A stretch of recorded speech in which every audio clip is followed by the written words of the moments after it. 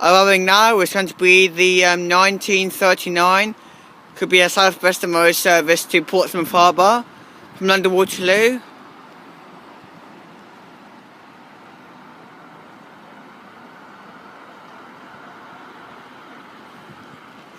This will be a 12 coach 450. So the front we have 450 0091,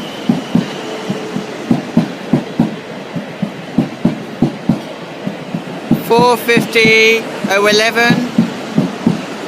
and also departing will be the 1948 South Westernmost service London Waterloo from Portsmouth Harbour, and this one will be 450-124. And just over there, guys, you can just see the 1948 departure to London Waterloo from Portsmouth Harbour.